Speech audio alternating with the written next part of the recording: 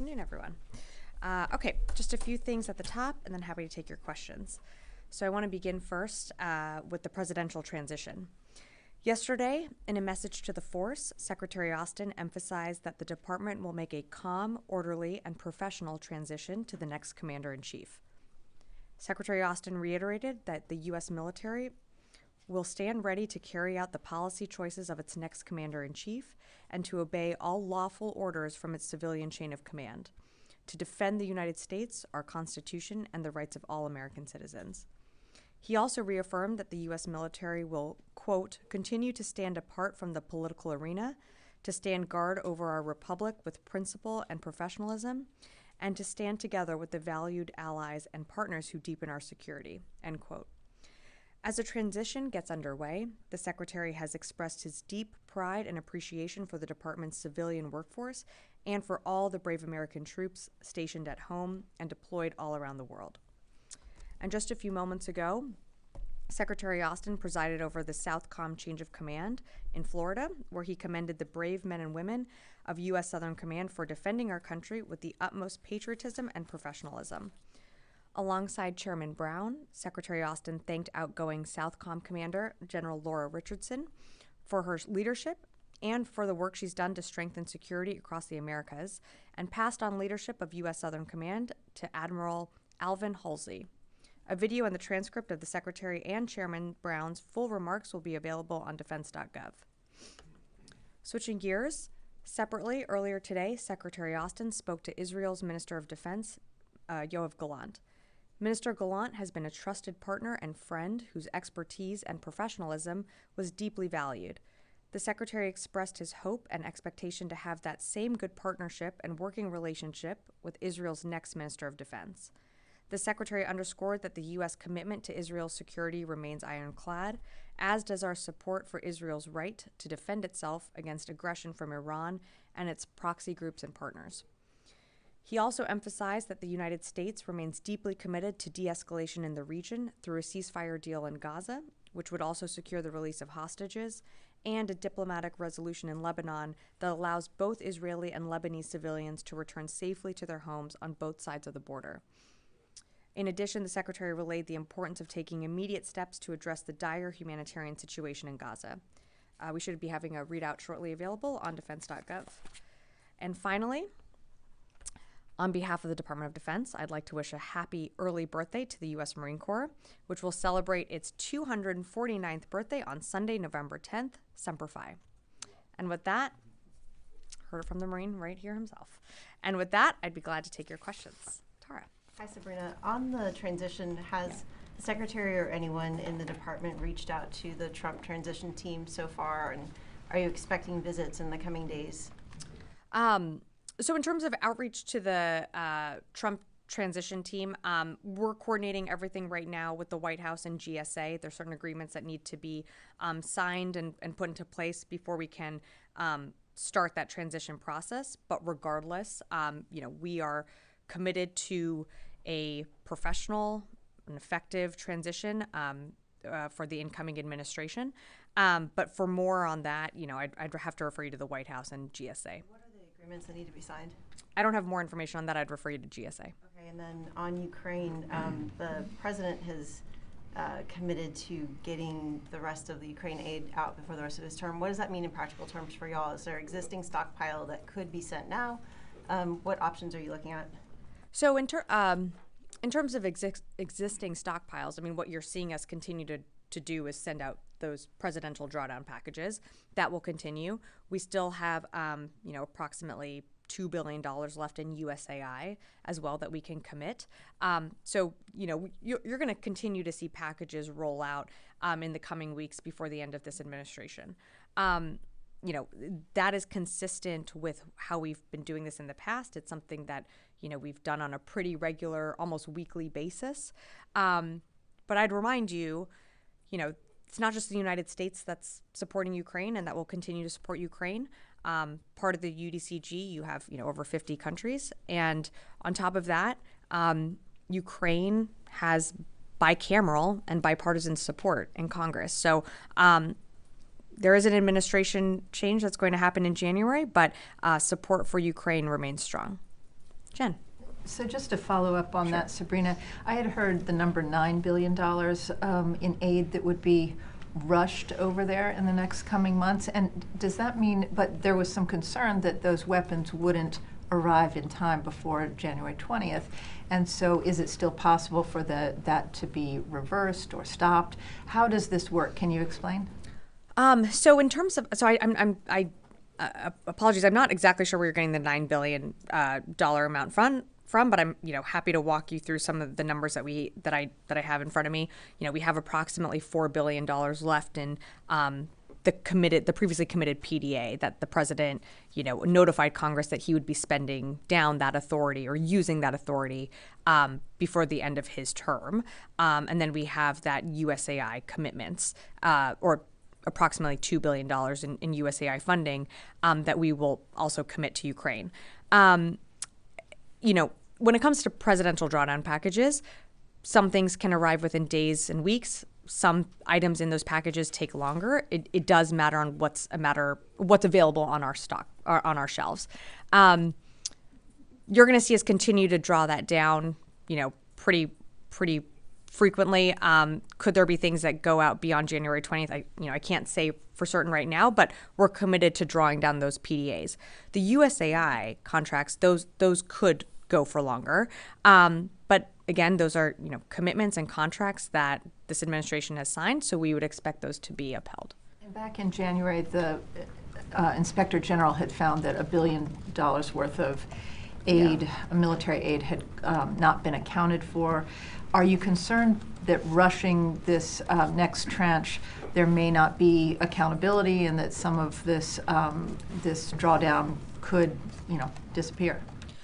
We're not. We are very confident in the processes and procedures and measures that we've put into place when it comes to getting aid to Ukraine and taking accountability for all of that. There have been reevaluations over time. We certainly welcome the Inspector General's review of those materials, but we're confident in the transparency of that process, and we're also confident in the support that Ukraine has from this administration and from Congress that they will continue to get those, whether it's capability systems, that will continue to flow to the battlefield. Oren. Two questions. First is a follow-up here. Do you have enough weapons and equipment in current stockpiles and what will be produced before January 20th to actually use the remaining $4 billion in PDA? Well, the president made the commitment that would be drawn, that we would use that PDA authority and before the term ends. So, we're always constantly backfilling and restocking our shelves. It's something that we're confident in getting those commitments to Ukraine when that comes to that over $4 billion in authority. But that doesn't answer the question. Do you actually have enough to use all of it? Are you saying you do? We are going to use it, and the president has committed to that. And so I'm not going to get into an Excel spreadsheet of what we have on our shelves, but we're committed to providing Ukraine what it needs, and that includes that $4 billion in authority. And then my other question, thank you. We noted the wording of lawful orders in the Secretary's message to the force. President-elect Donald Trump has spoken repeatedly during his campaign about how he would use the military, including active duty and National Guard, for domestic issues. Is the department preparing for that possibility? And what's the message to the force about how troops and commanders should be thinking through that? So look, I'm certainly not going to speak to hypotheticals. And the secretary said, pushed out a memo to the force that I think captures the sentiment of where he is and this administration. I think it's important to remember that the military is apolitical. And so, as it says in his memo to the force, the U.S. military will stand ready to carry out the policy choices of its next commander-in-chief and to obey all lawful orders from its civilian chain of command. I've seen those comments. I'm just not going to go down that road of hypotheticals, but this is certainly the finest fighting force the world has ever seen that will continue to defend our country, our Constitution, and the rights of all citizens. But given the comments that are quite clearly out there, no one is preparing or thinking through further or deeper what those possibilities and what those lawful orders might look like and what they might not look like? Well, it's certainly things that we take seriously, but I'm not going to get into hypotheticals. It is we are going to ensure that there is a peaceful and calm transition and set up the incoming team for the success they need to carry out the mission of the department. Charlie. Thank you. I just want to follow on from that. Are memos like that standard operating procedure? And Yeah, the was Secretary that- has sent out memos to the force on occasion. No, but in a transition, like neither of us were here 4 years ago. What was it necessary, and was that a message not only to the outgoing teams but the incoming teams? I can't speak for during the previous administration. I can only speak for the Secretary. The Secretary, the President, members of the interagency, other secretaries, other cabinet secretaries, have issued memos to their staffs before. It is not unprecedented. We've done that, whether it be with an election or, another major event. You've seen the Secretary issues memos to the force, including, some of his initiatives that he's rolled out, whether it's, in the bucket of taking care of our people. Those are things that go out to the force. So it's not unprecedented. This was a message that he wanted to clearly communicate to an apolitical military and one that is going to continue to serve the next commander-in-chief and other administrations down the road. In that brief message, he seemed to be addressing serious concerns. He was very specific. Which part? Well, Do you have more a lot of it, specifics? when he's talking about lawful transformation and the military is going to stay apolitical, it seems like this is a message not for the people in this building and people who are wearing uniforms, but the people who will be running the show from January 21. Well, the message was addressed to the force, so it was a message for the force here and all around the world where our forces serve. I think the Secretary also in his message to the force was conveying his deep appreciation for the military. He has served over 40 years in uniform. He understands deeply the contributions that the men and women in uniform provide every single day. He understands deeply the value that our civil servants provide every single day. I have had the amazing honor and privilege to work alongside some of these individuals. And they're going to continue to work with the next administration that's coming in. This was a message about the incoming team and the transition of power. And we're going to make sure that, the Trump transition team, when they are ready to start that transition process, it is one that we are working with them on. Can I ask another Sure. unrelated question? Yeah. Regarding the plea deal with the 9/11 Sure. co-defendants, is the Secretary ready to accept that judgment, or will he perhaps pursue it further? So we're reviewing the decision, but I don't have anything further at this time. Tom. Thanks, Sabrina. What does it say about the state of America today that you feel it necessary to repeatedly declare that the Pentagon will make a calm and orderly transition to the next commander-in-chief? It should be a given. It shouldn't be something you have to say from the podium. Look, Tom, it's something that we felt the need to reiterate. I think you've seen in the past there have been transitions that haven't been seamless, that haven't gone, as peacefully. We are committed to ensuring a peaceful transition and ensuring that the incoming team has the building blocks and everything it needs to be successful. And so, that is a commitment that this administration made, and it's not just the Secretary that you've heard make that commitment. It's the President and the Vice President, and you've probably seen other cabinet secretaries make that as well. I think Charlie touched on this, but Sure. the transition in 2020 from Trump to Biden, were there any specific issues that you can recall at that point? I wasn't here, so I can't speak to that. Janie. Thank you, Sabrina. Two questions on Ukraine and the North Korean military. Ukraine President Zelensky said that the 12,000 North Korean troops would soon be deployed in battlefield. At the same time, he said that he knew the location of the North Korean military and that a preemptive strike was needed on the North Korean military camp before the North Korean military arrived for actual war. Does the U.S. agree to preemptive strikes against North Korean military? So, JD, what we've said pretty publicly from the podium is that we know North Korean soldiers are moving into the Kursk Oblast within Russia, and likely going to be engaged in combat. Preemptive strikes within the Kursk Oblast, I mean, the Ukrainians are operating within Kursk. They're holding that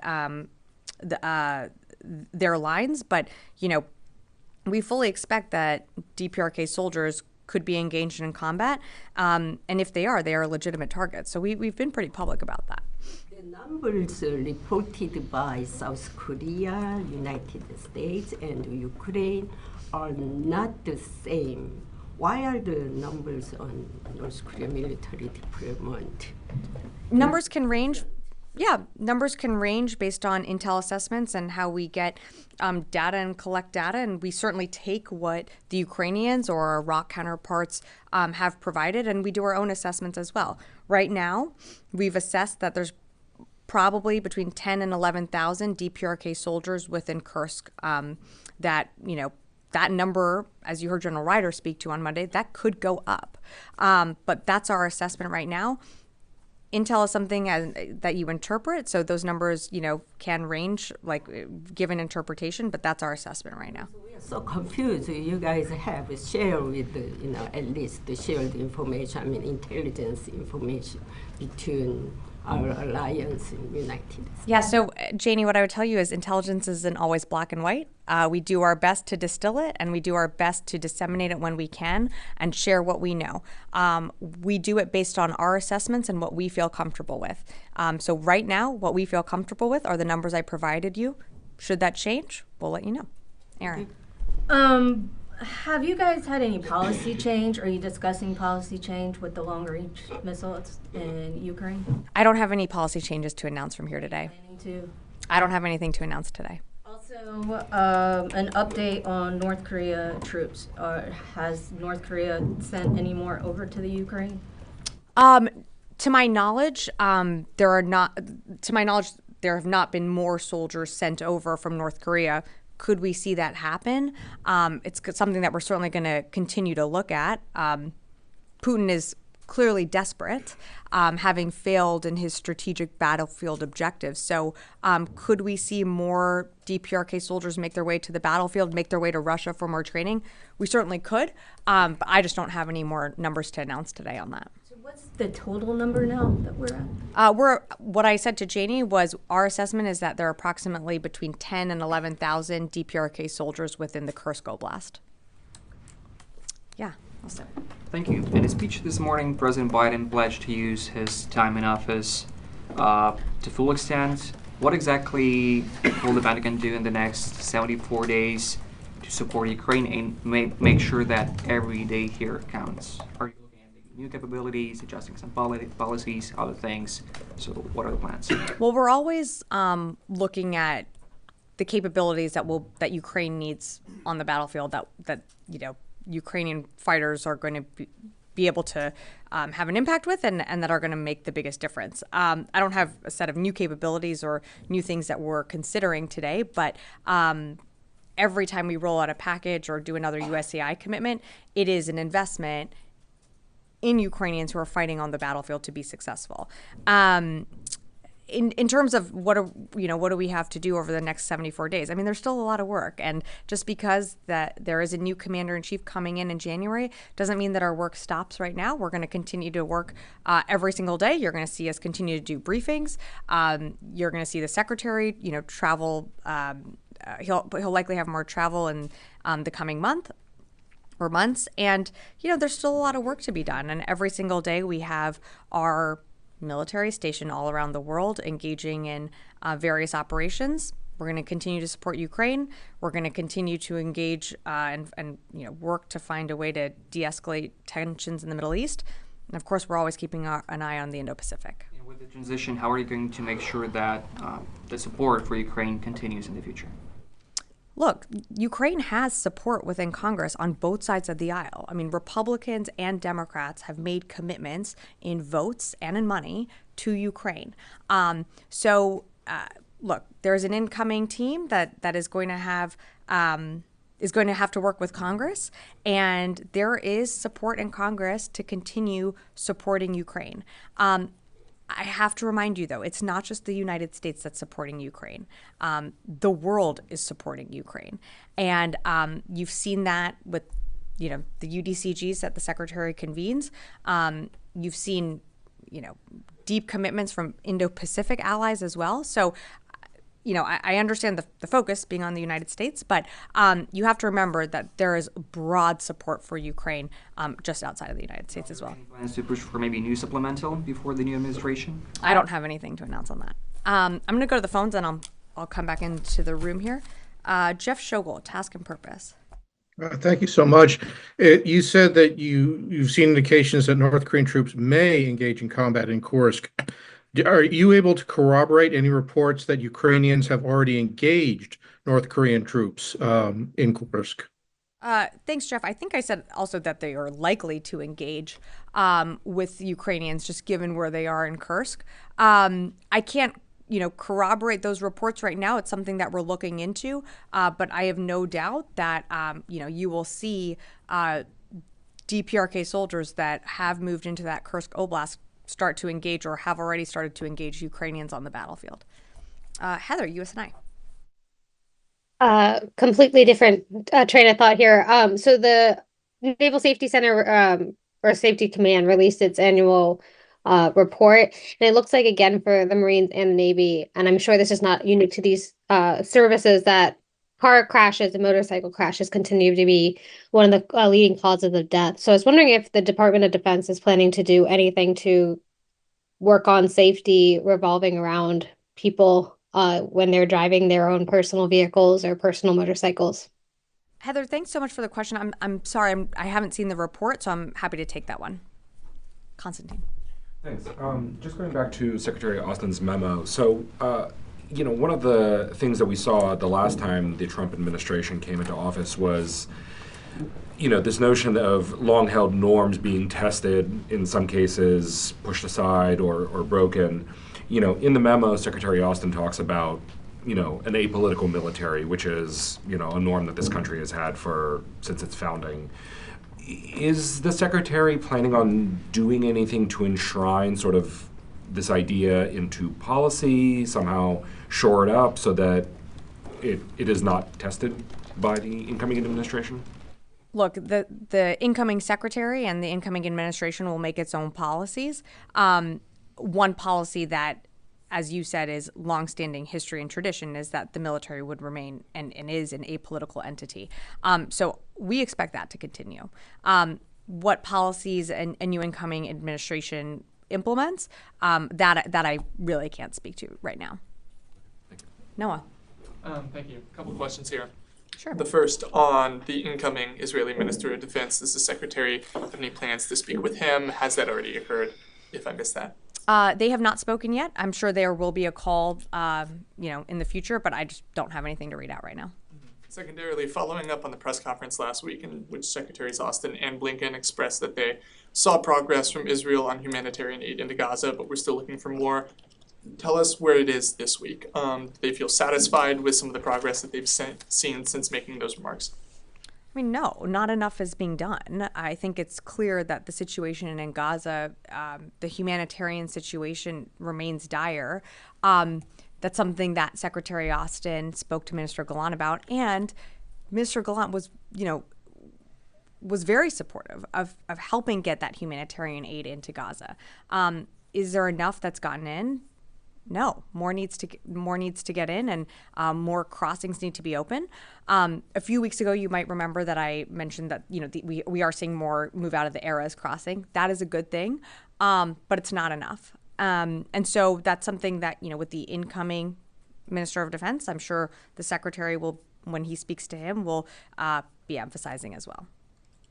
Jared. Hi, Sabrina. I believe an IDF Major General. Correct me if I'm wrong, mentioned on Tuesday in a briefing with Israeli journalists that something to the effect of, and I'm paraphrasing, that the residents of parts of northern Gaza, there's no intention to allow them to return home. Did the Secretary, when he spoke to outgoing Minister Gallant, bring this up and reiterate the administration's opposition to permanent displacement of civilians in this conflict?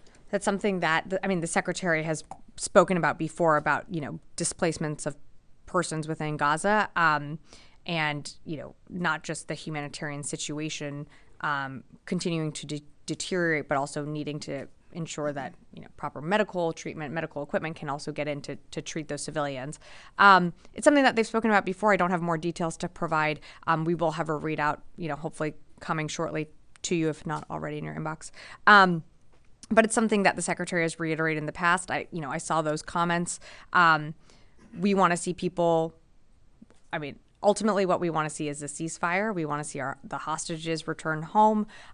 We want to see humanitarian aid get in. And of course, we want to see people be able to return to their homes wherever they might live, whether it be, in Gaza, on, the northern Israel border. We want to see people get back to where their lives are, of course. Do you see any evidence the Israeli military is preventing that at this time, or are there concerns within the administration that the Israeli military may not allow that? We haven't seen that. Again, it's something that we'll continue to engage with Israeli officials on. Of course, I think the biggest thing that the Secretary always is emphasizing, and not just the Secretary, but administration-wide, is the need for the ceasefire so we can get humanitarian aid in. That is and of course, securing the release of hostages. That is the most important thing that's top of mind for this administration. Okay, I'm gonna have to leave it there. Thanks, everyone.